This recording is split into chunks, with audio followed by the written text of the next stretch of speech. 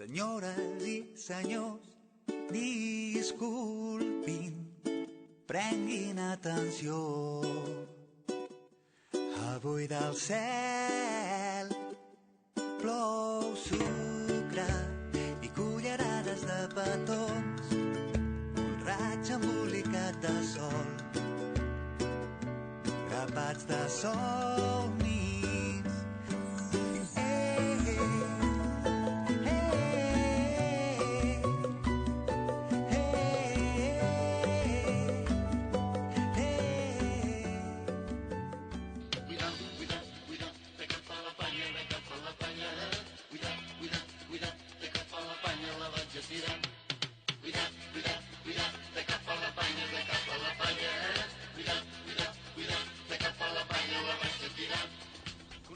Bueno. Què tal? Benvingut aquí a Salmaldon en Televisió. Aquí entre vinyes, la veritat és que veure aquests ceps ara en aquest procés de vida que estan, ells respiren vida. Enric Casasses, en el seu vers i en la seva prosa i en la seva poesia, què respira? La vinya la veig petita, diguem allò unifamiliar, que és el que hi havia a casa dels avis a l'Escala. Sí? I que ja no existeix, perquè allò és costa. Clar, el totxo ha fet molt de mal, a vora mar. Sí, i el paisatge ha desaparegut, però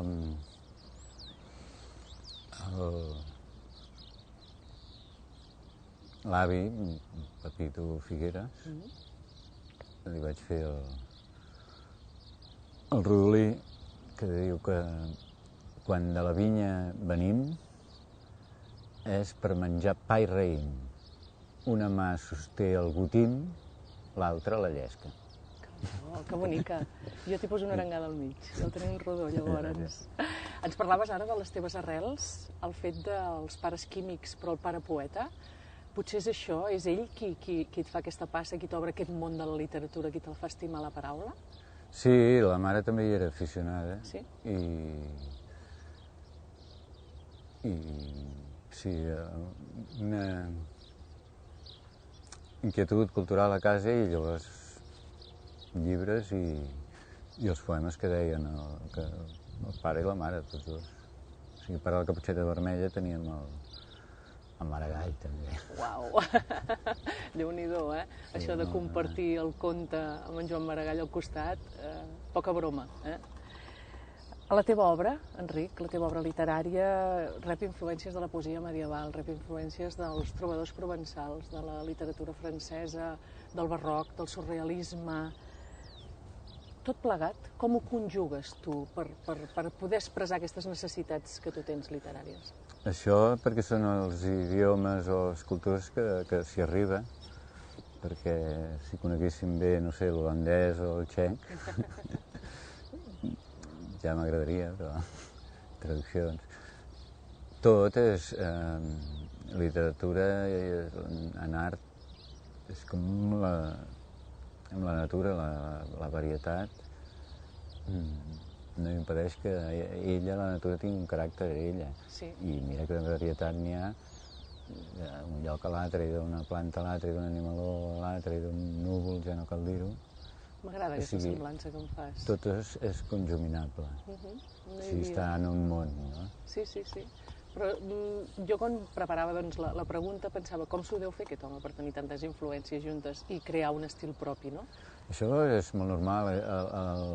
L'avi escalenc amb pudor de peix i l'avi barceloní amb pudor de guix de mestre d'escola són ben diferents i en canvi per mi tots dos són els avis meus. Sí, no, està molt ben explicat.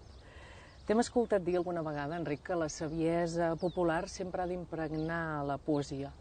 La tradició del verb, de la paraula, és el que t'alimenta? Home, ja ens costa més, però sí que és la que hi és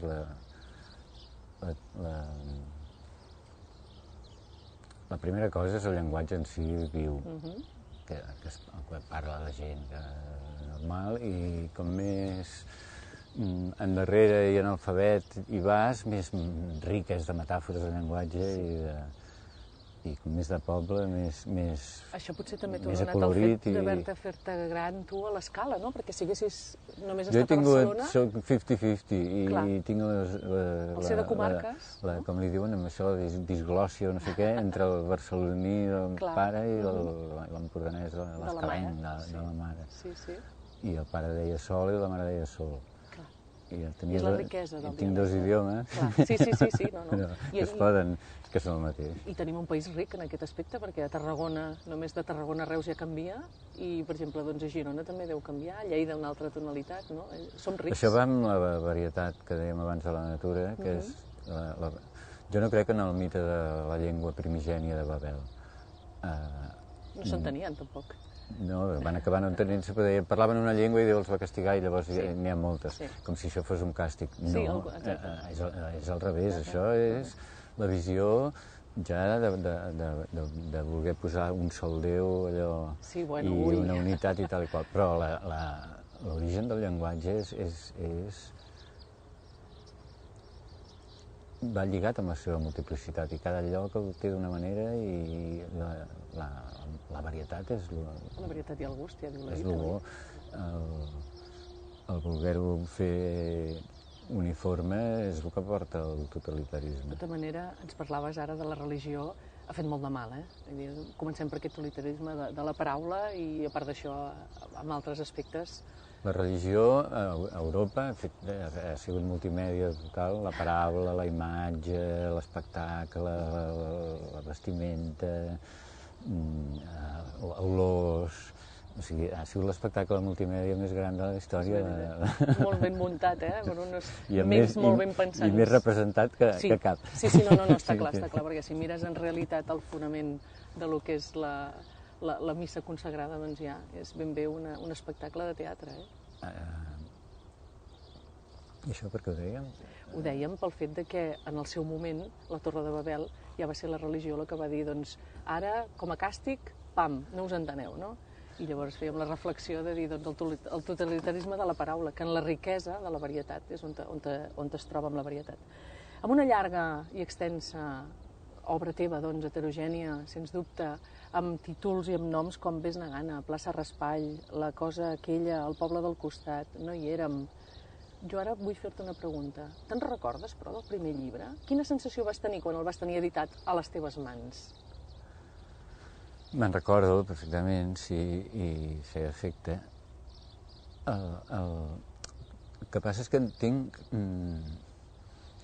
3 de primers llibres, diguem. O sigui, una cosa que vam fer amb 100 exemplars en una casa de fotocòpies entre jo i un col·lega, aquell va ser el primer llibre.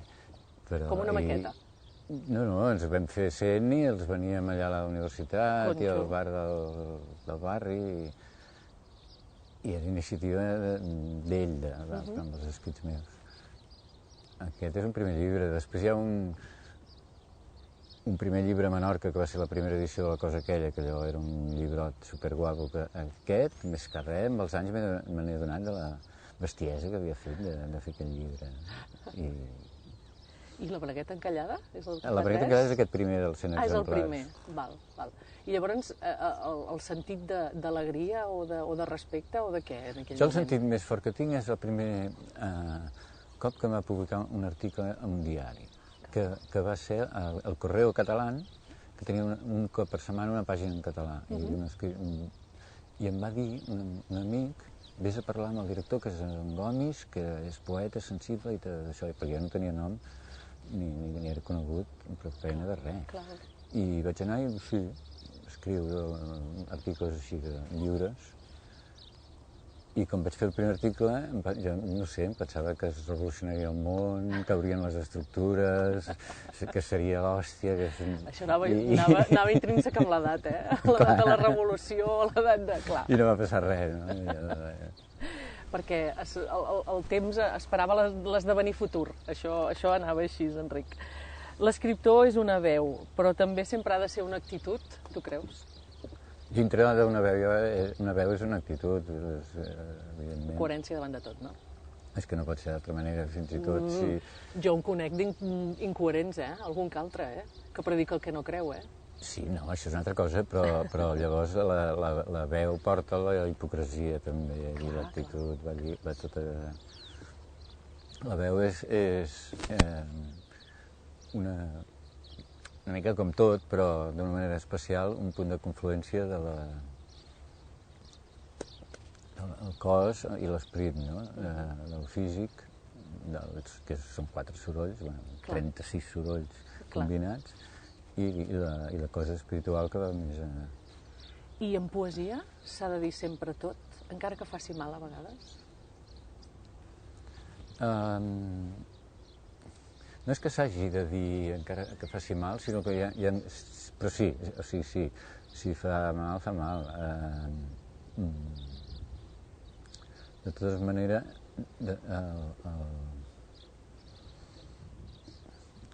el mal... Quin mal? El dolor de la bellesa, per exemple.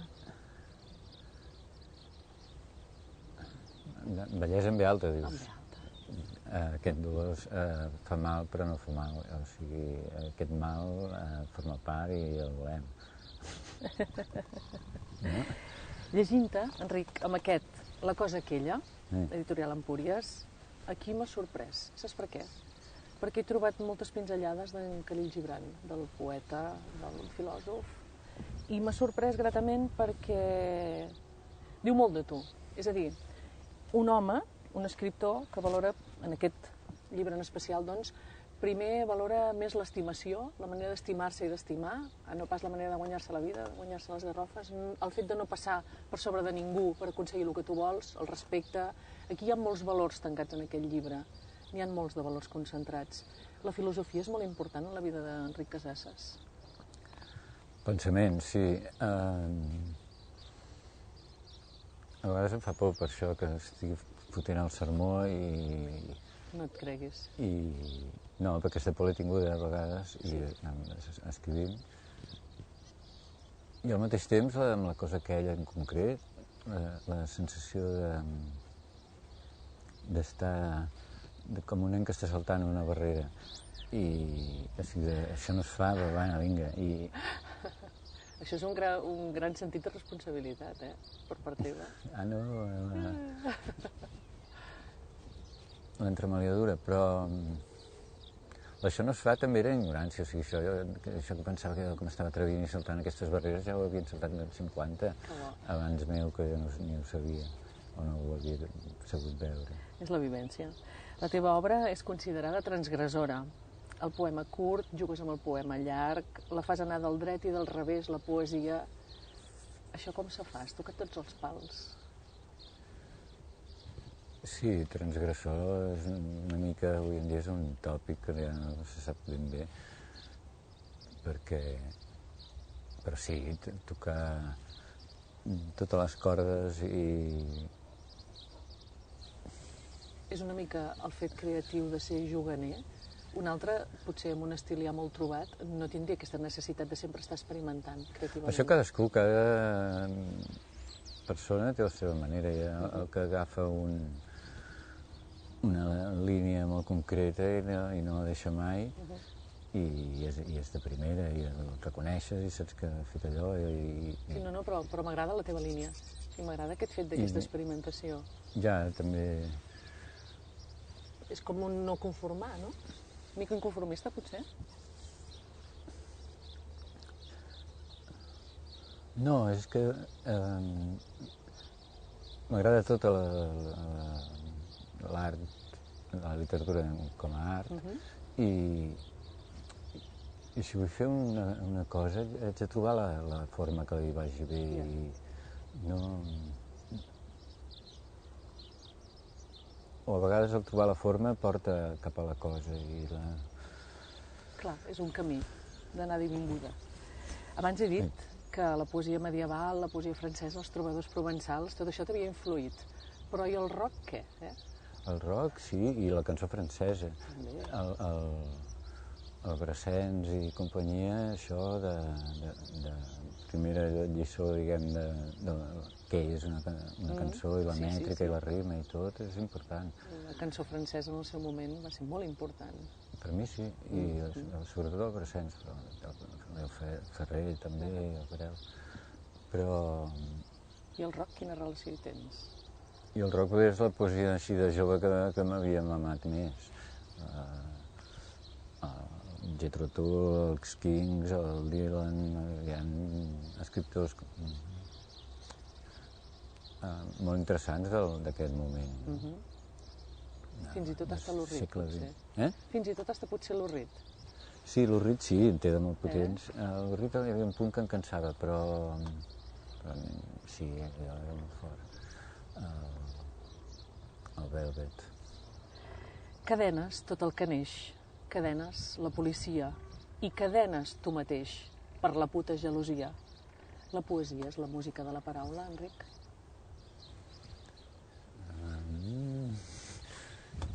Sí, però aquí diu coses... Sí, no, està clar, no.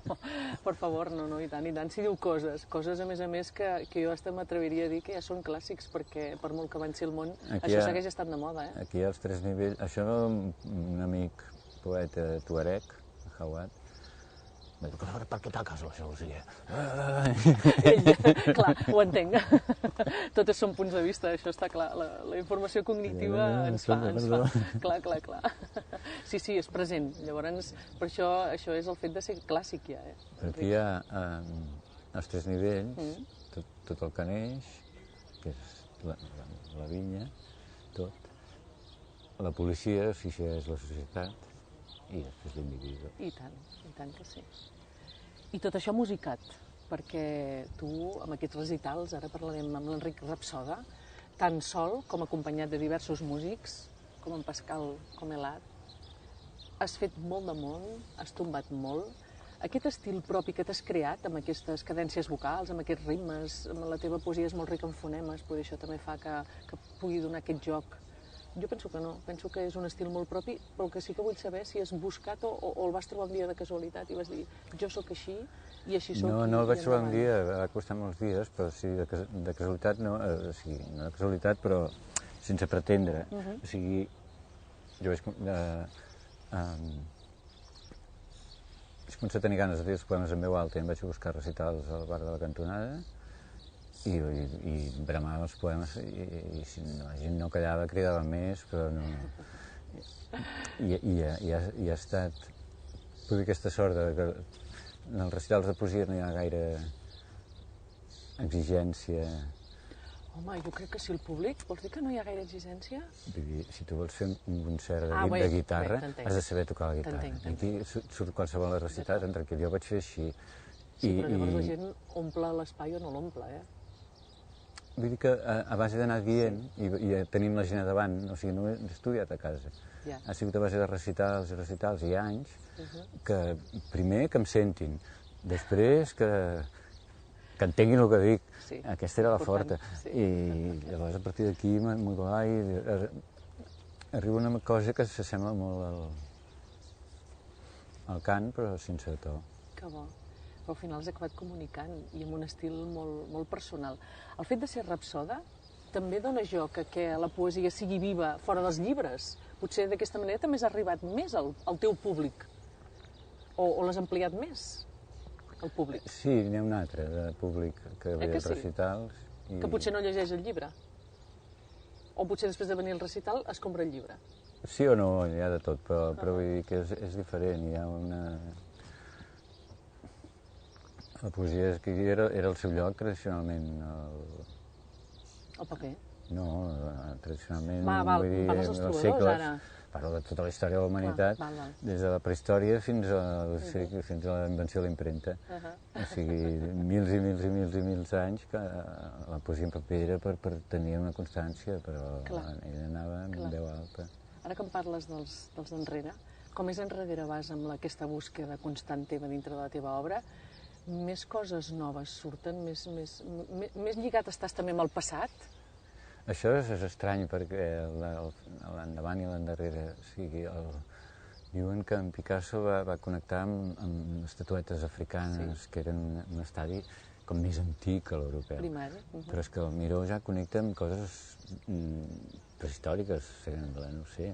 O sigui que un pas endavant és una mirada més endarrere. Clar. I en Casasses busca enrere la prehistòria, la poesia prehistòrica, si és que existeix en algun lloc? La poesia prehistòrica, clar, figura que s'ha perdut, sí, però ha quedat alguna cosa impregnada a les cabanes de pastor i així, i també amb la fonètica de la llengua de cada lloc. O sigui, això ve d'allà. O sigui, d'alguna manera, impalpable hi és. Jo ja dic que és la meva poesia preferida, la prehistòrica. No n'hi ha cap poema conservat. És un home viatjat. Algun dels viatges que has fet, inclús t'has guanyat la vida fent de model llegint, mentre et dibuixaven a l'Escola de Belles Arts. A Berlín, sí. A Berlín. És important en la teva vida el fet d'agafar i viatjar i anar-te'n a viure una temporada? Ho ha sigut i ho és, però no... Jo crec que jo no era el prototipo de Rodamont, ni molt menys. Que m'hi vaig anar trobant i m'ha agradat molt i m'ha anat bé, però jo, com a casa... Com a casa enlloc. Tu t'aquis de roda al món i torna al món. Sí, hi ha gent que canvien de casa 30 vegades. Sí. No, si trobo un lloc que s'està mig bé, vinga, fora. Quina mandra, eh? I a més també pel fet del desarrelament. Sí, ara el pas és tan instal·lat a Barcelona, el paisatge és tan ciutadà que jo no sé si és un arrelament o és un acostumament, simplement. Com? O sigui, l'arrel la porta posada, vagi on vagi, ja... Sí, va amb el mateix. Diuen de tu que ets hereu d'en Foix, d'en Brossa, fins i tot Víctor Català, Rodoreda, Vinyoli, un llarg, etc. La crítica et deix molt amunt, que això també ha de fer un punt de vertigen, perquè un és jove i veient tot el carrerón i que ets un mestre, un referent actual. Tu, de tots aquests que t'he anomenat, no sé, per alguna especial, i el per què, un. Dels que has dit tu, home, la Víctor, que és de casa, del carrer Major, i que és la primera escrivint. És bestial. Però n'hi ha molts escriptors que t'agraden i que t'han fet forat i que els llegeixes encara, no? Sí, però també l'Stevenson del Lleó del Tresor també, i de tota la seva obra, i tants altres, no? I de poesia actual? Hi ha algú que et cridi l'atenció?